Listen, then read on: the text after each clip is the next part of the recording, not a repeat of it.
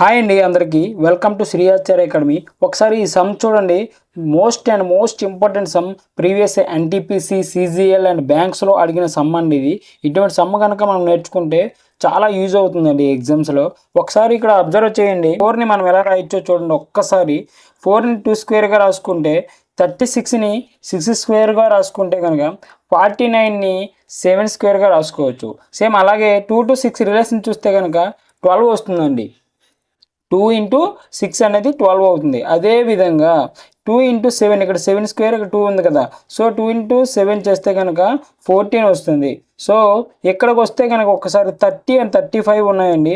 30 అనేది 6కి ఎంత మల్టిప్లై చేస్తే 30 వస్తుందండి. సో 5 మల్టిప్లై చేస్తే 6 అనేది 30 వస్తుంది. సో అందుకోసమని ఇక్కడ మనం 5 square రాసుకుందామండి.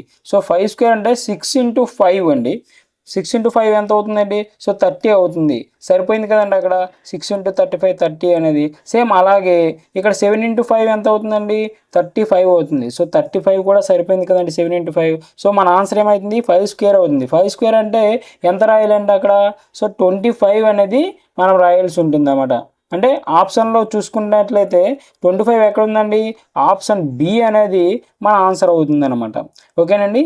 Okay, thank you. Same అలాగే సేమ్ ఇదే మోడల్లో ఇంకో సమ్ అయితే ఇచ్చామండి. సో ఈ సమ్మని మీరు ఆన్సర్ ఏంటనేది కామెంట్ రూపంలో తెలియజేయండి. Thank you all.